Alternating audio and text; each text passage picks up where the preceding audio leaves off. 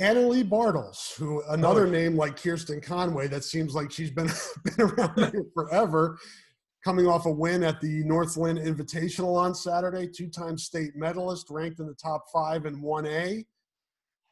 How good is she, and what's the outlook for her here, finishing up a really, really wonderful career? Yeah, I think she's a state contender.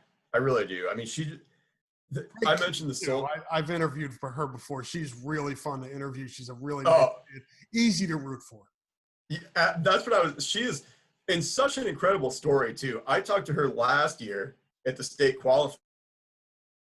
She's had such a good career, and I interviewed her a bunch, and it just pops into my head. She won at the state qualifier, and I was like,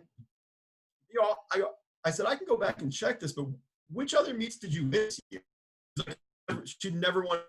She started running as a sophomore and got 5th at state. She started running that year, got 5th at state as a sophomore, and then had such a good year last year as a junior, but hadn't won a meet. Yep. Just a top 5 at every one. And it's not always about winning the meets, because sometimes, you go get second in the meet and run a PR, and there's a kid that's, there's a Hostetler involved. Yeah. There's Ashlyn Keeney or somebody, just there's such good runners. You're absolutely right. Is Mid Prairie there? Because if Mid Prairie's there the last 6 years, you're probably running for second. I mean, they've got another one coming too. I think I told you there's another one that's in 6th grade. So there's a string of Hostetler girls that are just, but she's had such a good career that kind of floored me. And then this year, Rob, she won that. That was her second to last race, state being her last race as a junior. She got 12th at state. And this year, I mean, she's just kicking butt. I mean, she won Northland, which is a really good race. That's like a 15 or 16. It's always a really good race. They've run that thing for almost 40 years. And she won by 20 seconds or something on Saturday against really good competition. Shout out to Regina coach Liam Hartley. I saw him post this on Twitter. She set their school record 3 times this year. And when you talk about Regina running, I mean, all the years that Coach Swope was running that program, I mean, all the way back to, and that's obviously the new distance, that they're running, the 5K. But right. Still, I mean, you start talking about having a school record for running at Regina with the tradition they have of running there. You're doing a lot of stuff right. And she's set the school record 3 times this year. By my research, she's won 2 of the last 3. I think she had a runner-up in there at a meet, but she won at the Cedar Rapids Invite, or the Eastern Iowa Classic, or whatever they call it, up at Seminole Valley a couple weeks ago. Won that, which was filled with a lot of 4A teams. Won the individual title there, was runner-up, and then won at Northland. So running at an extremely high level. And watch out for Regina in the 1A girls race too.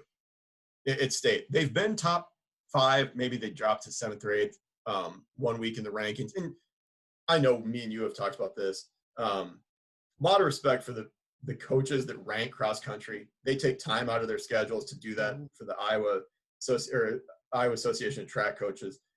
It's hard because you're ranking teams that are running against all sorts of different teams on an 80-degree day versus 60-degree day, on a hilly course versus a flat course, on a wet course versus a dry course.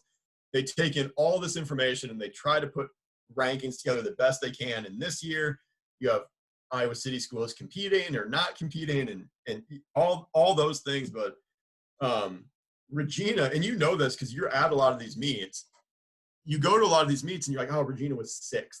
Or they were 5th or whatever. And that's what makes what Annalee Bartels is doing so impressive is she's always in the top 5 and their team is, sometimes 7th or 8th. And then you look and they're behind Linmar and West and City or whoever. I mean, they're not just running 2A schools because the cross country around here is really good. Tipton's very good. Williamsburg's very good. Solon's very good.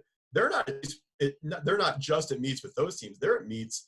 They're in there mixing it up at the 4As. I mean, we were both at Kickers a couple times last week for Bud Williams, City High Meet, and West High Meet. And they were at either one or both of those. I kind of forget sometimes who all's at every meet, but they run against the 4A teams.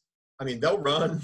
If there's a meet going on, Regina will run against you. They're going to compete against anybody, and And then you look at it, you're like, oh, they were 7th. They were 8th. We talked about this a little bit with their football team. Oh, what's wrong with Regina when they lose to Pleasant Valley? But their cross country team, man, Coach Hartley really challenges them, and they've done pretty well. And they have some good depth on their girls team too, some experience, some girls that have been to state. But I think Bartels is a state contender, and you get down there and you get a kid that's in the top, 3 or 4, and because 1A traditionally is so spread out, Right. As far as the team race goes, and there's very rarely that one team has a lot of kids in the top 30. So if you have a kid in the top 3 that can give you a real low number, you're going to have a chance. And I think Regina has a chance to surprise some people just because of how well they've challenged themselves against good competition and good courses all year. So you're right though. She's a really fun kid to talk to, an easy kid to root for. And I think she was their homecoming queen too. So respected by her peers as well. Does it all. Yeah. And the Regals will run tomorrow, Tuesday, at the conference meet up in Monticello. That's been moved from Iowa City. So if you had it on your schedule, make sure you Which I did. Yeah, as did I. Make sure you make that adjustment.